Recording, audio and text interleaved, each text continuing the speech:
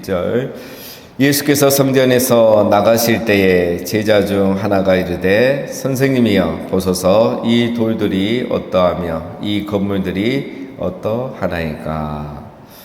자, 12장에서 예수님이 마지막에 과부의 헌금하는 모습을 보고 칭찬하셨죠. 그리고 이제 성전에서 나가시는 겁니다. 이 성전은 바로 헤롯 성전을 말하죠.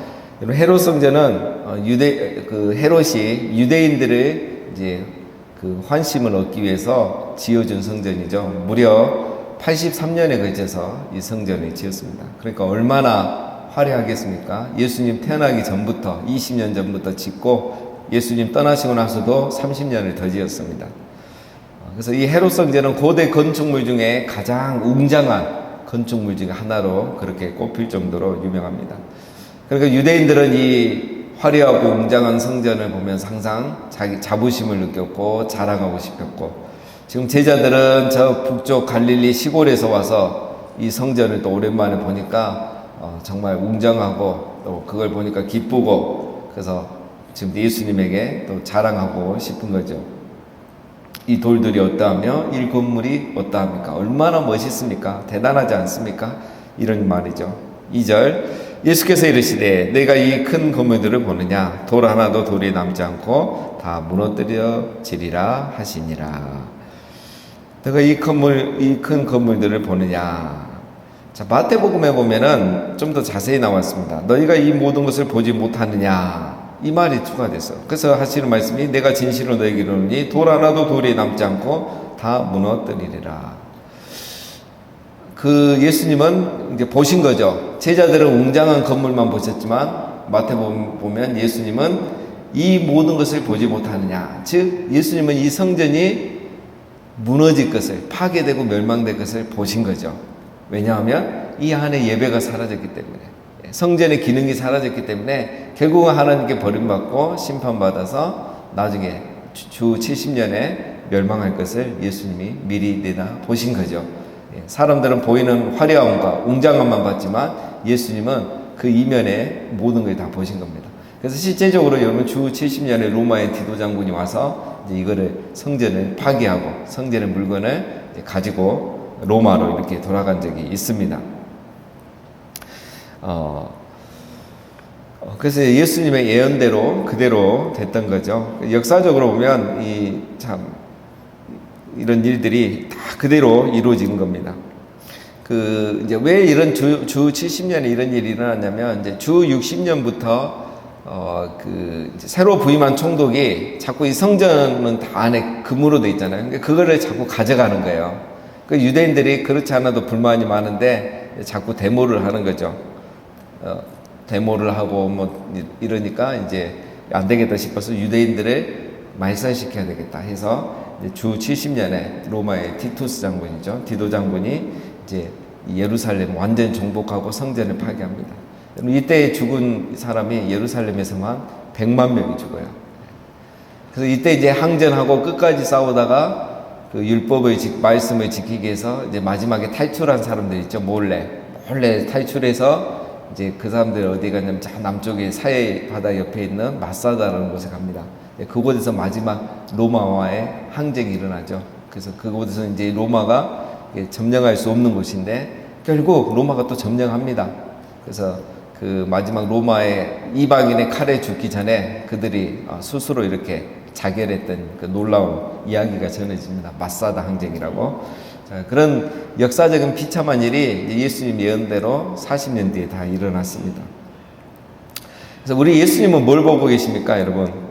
얼마나 화려한가, 얼마나 많은 사람들이 이곳에 있는가를 보시는 게 아니고 그 안에서 무엇을 하고 있는가, 정말 성전 안에서 예배가 회복되고 있는가, 정말 바른 예배가 드려지고 있는가, 예수님은 그걸 보시는 거죠. 그게 없기 때문에 예루살렘은 결국 멸망하게 된 겁니다.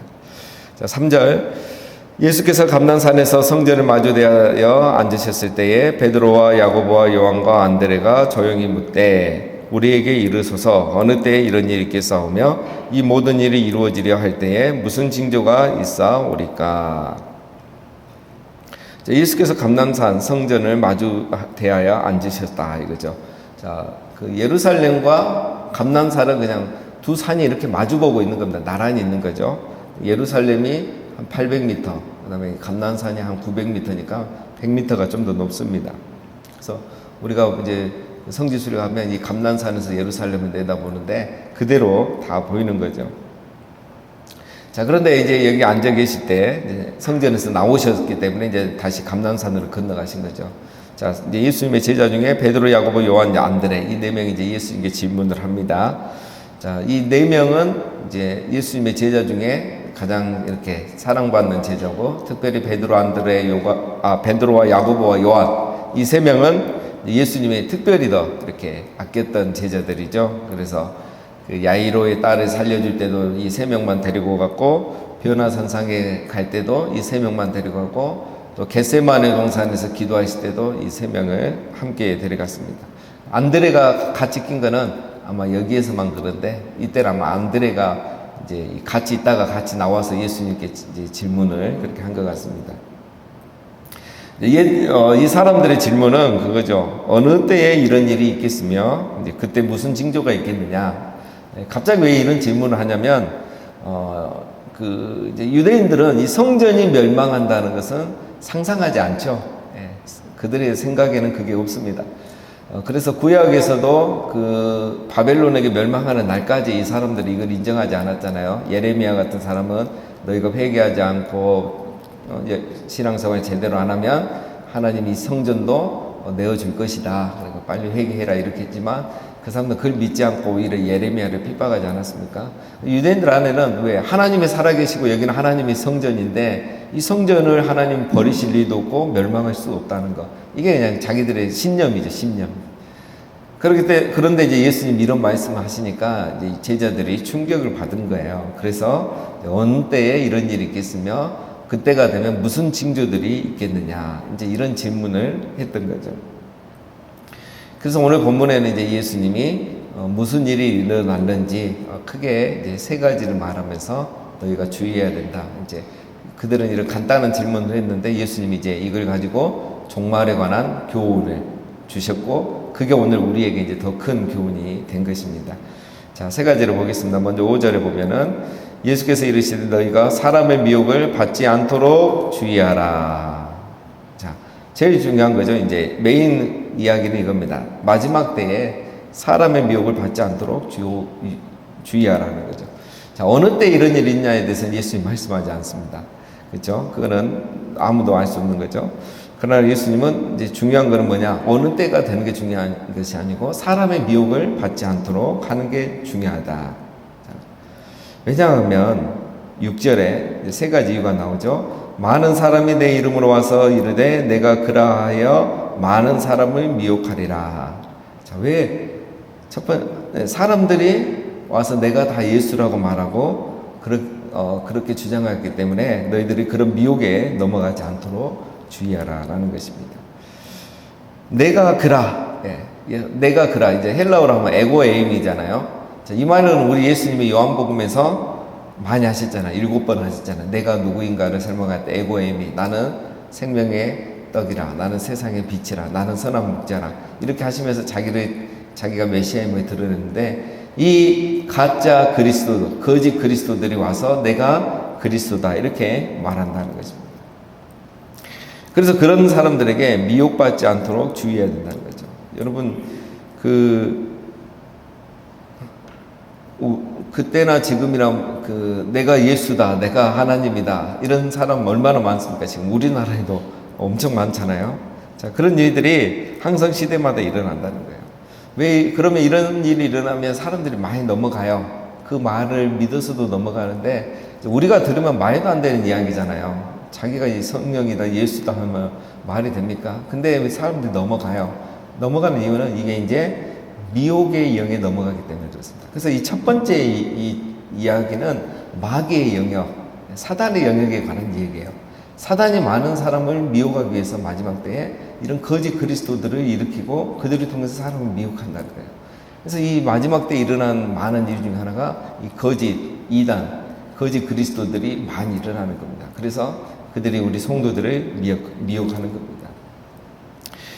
그래서 우리가 미혹되지 않으려면 이제 정말 항상 이제 우리 예수님께 붙어 있고 깨어 있어야 되죠. 예. 깨어 있어야 돼요. 근데 보면은 또 깨어 있는 분들이 잘 넘어가요. 예. 그래서 중요한 거는 내가 보니까 교육자들하고 소통을 해야 됩니다. 그래서 자꾸 누가 접촉을 하고 뭘 가르쳐 주려고 하고 뭐 이상한 정보를 주면서 같이 가자 이러면 그 정에 끌려서 가면은 이제 넘어가시더라고요. 그러니까 그런 일 있으면 교육자들이 얘기하셔서 누가 자꾸 요즘 성경 공부하자 간다. 뭐 좋은 모임 있다고 가자고 한다. 이런 이야기를 소통을 하십시오. 그러면 이제 교육자들이 그 다 알아보고 뒷조사해서 가도 되는지 안 되는지를 이렇게 알려드리니까 소통을 하십시오. 주변 사람들에게 상담을 하시고 교육자들이 얘기해 주시고 이제 그게 굉장히 중요합니다. 자, 두 번째입니다. 7절 난리와 난리의 소문을 들을 때에 두려워하지 말라. 이런 일이 있어야 하되 아직 끝은 아니니라. 자, 두 번째는 난리와 난리의 소문이 들린다 이겁니다. 오늘을 보면 전쟁입니다. 전쟁과 전쟁의 소문이 계속되어진다. 전쟁이 계속 일어난다는 거죠, 이 땅에서. 여러분 맞습니다. 여러분 역사적으로 1년에 전쟁이 2.5 약 2, 3회가 일어납니다. 세계적으로 보면은.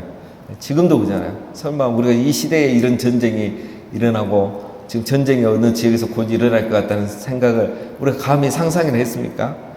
근데 평안하다 싶으면 또 전쟁이 일어나요. 예. 그러나 두려워하지 말라고 하죠. 왜? 아직 끝은 아니라는 겁니다. 예. 그래서 지금 전쟁이 일어난다고 해서 이제 우리가 조심해야 되는 거는 이제 세상 끝이다, 종말이다. 이렇게 생각하시면 안 된다는 거예요. 전쟁은 종말의 때 예수 그리스도 이후는 다 종말이잖아요. 이때는 이제 전쟁이 계속 된다는 거예요. 잊을만 하면 전쟁이 일어나는 거예요. 또 나하고 관련된 전쟁도 일어날 수 있는 거예요. 그러면 이게 예수님이 곧 오신다, 내일 오신다는 증거냐? 그렇게 이제 말하면 위험해지는 거죠. 전쟁이 이렇게 계속 일어나는 이유는 뭡니까? 우리로 하여금 깨어있게 하는 거예요. 깨어있게. 깨어있게 하기 위해서 이제 이걸 우리가 보게 되는 거죠. 그래서 이 전쟁이 있을 때마다 우리는 인간의 악함을 보고 언제 우리도 저런 당사자가 될 수 있다는 걸 생각하면서 회개하고 깨어있도록 하기 위함입니다. 자, 그 다음에 또 8절에 부연 설명합니다. 민족이 민족의, 나라가 나라를 대적하여 일어나겠고 곳곳에 지진이 있으며 기근이 있으리니 이는 재난의 시작이니라. 자, 민족이 민족의, 나라가 나라를, 다 이것도 전쟁을 말하죠. 또 하나 말한 게 뭡니까? 곳곳에 지진이 있으며, 자연재해가 계속 일어난다는 거죠. 우리는 이제 실감 나죠, 이게. 특히 자연 중에 제일 무서운 자연재해가, 물론 요즘 뭐 갑자기 폭우도 많이 오고 폭설도 많이 오고 폭염도 심하지만 제일 무서운 자연재해는 지진입니다, 여러분. 지진. 그래서 계시록에 보면 마지막 큰 대재앙은 지진이에요. 지진 앞에서는 아무도 힘을 못 써요. 속수무책입니다. 우리가 최근에 이제 우리 시대에만 본 지진만 해도 얼마나 많습니까, 여러분? IT에 지진 났을 때 30만 명, 그렇죠? 인도에서 쓰나미 났을 때 그때도 9.0이었죠. 그래서 30만 명이 죽고, 일본의 쓰나미, 우리가 최근에 본 것만 해도 어마어마한 것들이 많습니다. 여러분, 보통 이런 것들은 100년에 한 번 이렇게 일어나거든요. 근데 우리 시대에만 지금 1, 20년 안에 이 많은 걸 봤단 말이에요. 이런 재난들이 많아지는 거죠. 그 다음 기근과 온역이 이게 있는 것입니다. 자, 왜 이런 일이 일어나는가? 왜 자꾸 이런 자연재해들이 계속 많이 일어나는가? 똑같습니다, 여러분. 예수님이 오실 날이 가까워지고 있기 때문에 회개하라는 거예요. 믿지 않는 자들은 회개하고 성도들은 깨어나라는 겁니다. 이게 이제 재앙의 목적이에요. 주의 오심이 가까우심을 알고 믿지 않는 자들은 회개하고 성도들은 깨어나라. 이걸 위해서 주시는 겁니다. 왜냐하면 평안하고 좋으면 사람들이 예수님 믿지 않거든요. 심령이 가난한 자는 복이 있나니. 우리가 평안할 때도 심령이 가난하면 얼마나 좋겠어요. 근데 사람들이 대체로 그렇게 안 해요. 그래서 하나님 이런 재난과 전쟁과 기근을 허락하시는 겁니다. 그래서 여러분, 저 IT 같은 경우도 지진이 일어나는 후에요, 엄청난 부흥운동이 일어나고요. 우크라이나에도 이렇게 다녀오신 분들, 선교사님들 이야기 들으면 전쟁 이후에 교회가 지금 부흥한다는 거예요. 그래서 어느 교회는 교회당을 지금 지어야 된대요. 그래서 그런데 이제 지금 재정이 어렵잖아요. 사람들이 몰려온대요. 그리고 우리 뉴스에는 맨날 전쟁하는 것만 나와서 그렇지 교회에는 사람들이 모여서 여러분 철야기도 하는 거예요. 지금 밤새서 기도하고 그 땅에 평화를 위해서 기도해요. 오히려 부흥이 일어나요. 여러분 우크라이나는 이쪽은 우리 같은 그런 계열이 아니잖아요. 그리스 정교회잖아요. 소련하고 같은 이 정교회 계열이에요. 그래서 우리처럼 뭐 밤을 새서 기도하고 뭐 이런 원래 분위기는 아니에요. 그런데 지금 그런 분위기로 바뀌고 있어요. 그러니까 이런 부흥들이 일어나는 겁니다. 제가 전에 계시록에서도 다 말씀드렸지만, 그래서 계시록에 보면 이제 흰만 시대, 붉은만 시대, 검은만 시대, 청황색만 시대가 다 오잖아요. 왜 이런 네 말의 시대가 오는가? 자, 지금 이런 말 시대이죠. 왜 이런 시대가 계속 반복이 되는가? 전쟁과 기근과 또 이런 시대가 왜 계속되는, 학살 시대가 계속되는가? 다 이걸 통해서 하나님의 목적은 하나죠. 사람을 낮추시는 겁니다. 낮추시는. 그래서 사람들이 회개하고 성도들은 깨어나기 위해서 이런 일이 일어나는 거죠. 앞으로도 이런 일은 계속 일어날 것이고 주님 오신 날이 가까워지면 더 이제 강도가 세지고 전 세계적으로 이제 이렇게 일어나는 겁니다. 그래서 이 지역적이고 일시적인 것은 이제 깨어나게 위함이고, 정말 이제 주님 오실 날이 가까우면 이제 광의적, 전 세계적이고 더 강도가 세지는 거죠. 그걸 통해서 우리가 분별하는 겁니다. 어쨌든 이런 재난과 지진과 또 전쟁은 우리로 하여금 깨어나도록 이런 일들이 허락된다라는 것을 기억하시면 되겠습니다. 9절, 너희는 스스로 조심하라. 사람들이 너희를 공에 넘겨주겠고 너희를 회당에서 매질하겠으며 나로 말미암아 너희가 권력자들과 임금들 앞에 서리니 이는 그들에게 증거가 되려 함이라. 또 복음이 먼저 만국에 전파되어야 할 것이니라. 자, 세 번째는 뭐죠? 핍박이 많아지는 거죠.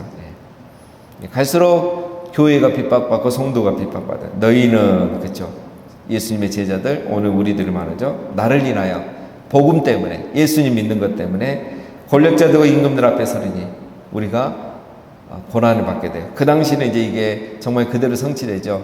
이렇게 해서 권력자들에게 복음이 전파되면서 결국 로마가 복음화되는 일들이 일어나는 거죠. 그래서 나중에 여러분 보면 이 제자들이 어떻게 합니까? 예수님 잡힐 때만 해도 다 도망갔지만 성령 받고 나서는 정말 베드로가 어떻게 합니까? 담대하게 천하에 구원받을 만한 이름을 주신 적이 없다. 오직 예수님을 통해서만 구원받는다. 우리가 이것을 어떻게 전하지 않을 수 있느냐 하면서 복음을 전하고, 사도 바울도 총독 앞에서 복음을 전하고, 빌립도 감옥에서 간수에게 복음을 전하고, 이러면서 복음이 순식간에 전파되는 겁니다. 자, 그래서 마지막 때에 이제 크게 일어날 일이 이제 세 개죠. 마귀의 영역에서는 우리를 미혹하는 일이 일어나고, 하나님의 영역에서는 이제 어떤 재난을 통해서 우리들 깨우셔서 더 구원받도록 이렇게 하시는 거고, 그 다음에 인간의 영역에서는 이런 핍박이 일어나는 거죠. 그러나 이 핍박마저도 복음이 확장되는 계기로 사용하신다는 겁니다. 자, 11절. 사람들이 너희를 끌어다가 넘겨줄 때에 무슨 말을 할까 미리 염려하지 말라. 무엇이든지 그때 너희에게 주시는 그 말을 하라. 말하는 이는 너희가 아니요 성령이시니라. 우리가 고난당하고 핍박당할 때 걱정하지 말라는 거죠. 성령이 하실 말을 다 주겠다. 그래서 제자들이 그 시기에 사도행전을 보면 다 그렇게 했던 이유는 성령께서 그들과 함께 하시고 하실 말을 다 주셨던 거죠. 자, 이게 이제 성령님입니다. 이런 성령을 우리가 누리면 제일 좋죠. 자, 12절. 형제가 형제를, 아비가 자식을 죽는데 내주면 자식들이 부모를 대적하여 죽게 하리라. 자, 계속 세 번째 핍박이 가는 일들이 일어납니다. 복음 때문에 이런 일이 일어나는 거죠. 자, 여러분, 지금도 이런 일은 저 인도에서 흔하게 일어나고 있고, 이슬람권에서는 뭐 아주 많은 일이죠. 누군가 가족 중에 한 명이 예수님 믿으면 명예살인이라는 걸 해버리잖아요. 이런 일들이 현재도 일어나고 있는 겁니다. 13절. 또 너희가 내 이름으로 말미암아 모든 사람에게 미움을 받을 것이나 끝까지 견디는 자는 구원을 받으리라. 이런 환난, 핍박이 계속되지만, 재난이 계속되지만, 그래도 미혹이 계속되지만, 그래도 끝까지 견디는 사람이 구원을 얻게 된다라고 이렇게 말씀하십니다. 자, 오늘은 말씀을 통해서 우리가 크게 두 가지를 기억하면 되겠습니다. 첫 번째, 예수님이 성전 멸망을 예언하시고 이제 오늘 성전을 떠나셨죠. 자, 오늘 떠나시고 다시 안 돌아오셨습니다. 이제 예루살렘에서 이제 돌아가시는 거죠. 자, 이게 마치 뭘 보여주냐면 구약에서 하나님의 영광이 성전을 떠난 적이 있죠. 그 위에 성전이 멸망하죠. 바벨론에게 멸망하고 파괴됩니다. 오늘 예수님이 성전을 떠나셨습니다. 다시는 안 들어오셨죠. 이 말은 떠났단 말이에요.